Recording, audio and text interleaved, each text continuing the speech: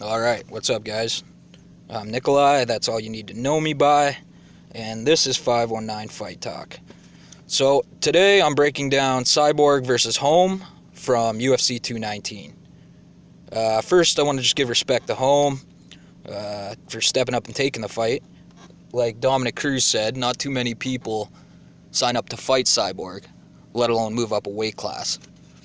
I mean, you seen Jermaine after the round, she'd rather give up her belt than fight Cyborg. So, gotta give respect to Holly, but at the end of the day, Cyborg's just a beast.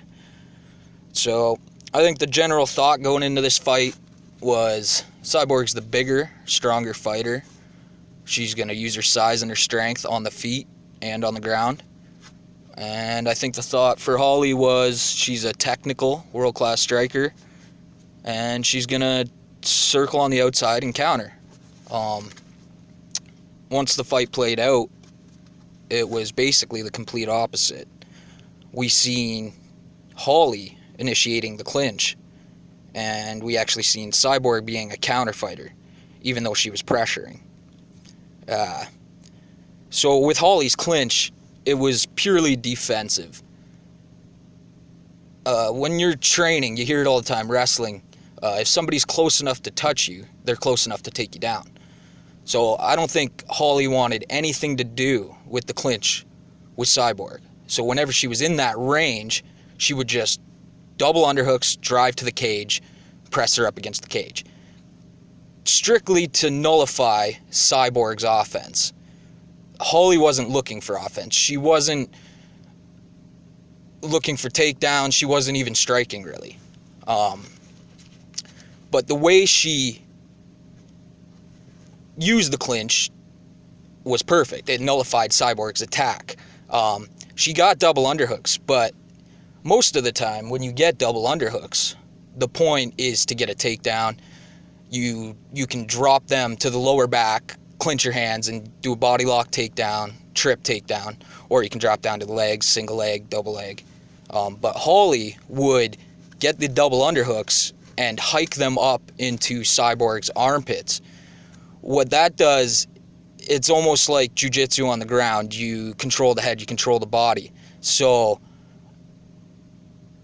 it makes it very difficult for Cyborg to get a whizzer, which is basically a deep overhook, because Holly is hiked so far up into her armpits. It doesn't give Cyborg the leverage to dig a whizzer and then start pummeling with the other hand and going for her own underhooks, or to turn off the cage.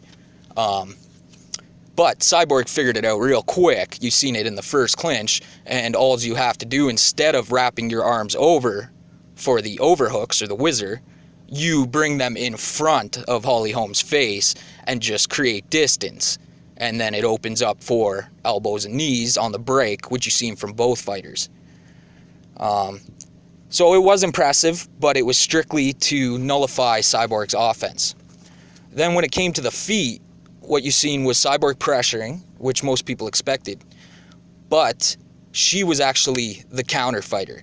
She would pressure Holly so much that it would force Holly to strike.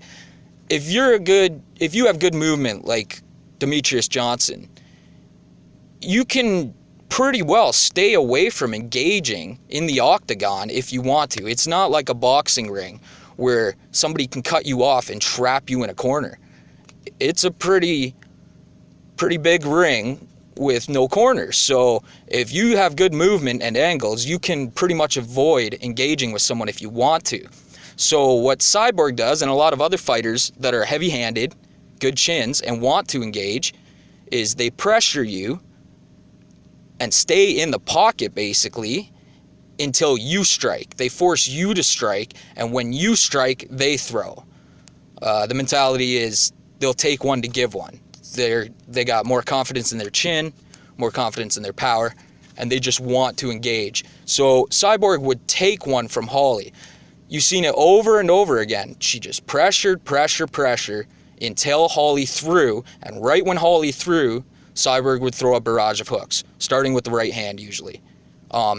It's really similar to the old shootbox style. You've seen it with Vanderlei Silva, Shogun, Ninja. They were so aggressive and nobody wanted to fight them that they would just get in your face and force you to brawl. Right when you throw, they throw at the same time. It's basically the Brazilian style of Muay Thai, and Cyborg demonstrated it perfectly. The one strike that I seen Cyborg throwing on the offense, not waiting to counter, was the right head kick. And I think that was more for an opportunity to engage too, because the counter for a right head kick when you're fighting a southpaw would be to catch it on the forearms, and your body is already cocked then for the straight right hand. That's usually the counter, or for the straight left hand, sorry. That's usually the counter against a power kick when it's orthodox for southpaw. So Cyborg would throw the right power kick, hoping that Holly would engage with the right hand, which in turn would let Cyborg counter. So for Holly to stop that game plan, she would have to throw a straight one down the pipe and get the respect of Cyborg back. The problem is, Holly is never really known for a power fighter. She's more precise and doesn't sit on her punches as much as Cyborg. She's more worried with being in perfect position. So when she throws a strike, she doesn't want to overextend, throw all her power into it. She wants to get right back into her guard. So she didn't really have the power to make Cyborg respect her and stop pressuring her that much. You've seen after, I can't remember if it was the third or the fourth round, but I think her coach probably gave her a game plan to get around that, because in one of the first exchanges you've seen Holly was getting pressured. She did throw the right hand, or the left hand, sorry, but immediately after that, when she knew Cyborg was going to counter, she pivoted off and tried to counter Cyborg's counter. So, but by that time she was already beaten up, tired, you know. But she tried to implement it anyway. She tried to change what she was doing to adapt. But at the end of the day, Cyborg's just too much.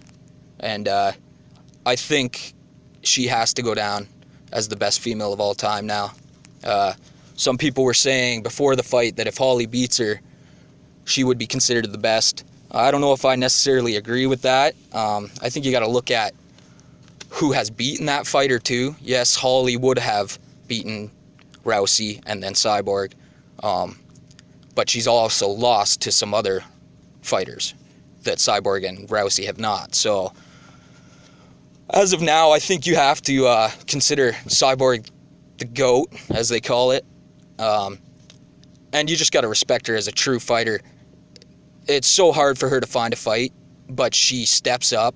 She's not scared of losing. You've seen her in her last fight there was a Muay Thai fight against a world champion Muay Thai fighter, and she lost. But she was competitive, and she's not scared to put her reputation on the line. So you got to respect that. And, yeah, I think she's the greatest female fighter of all time.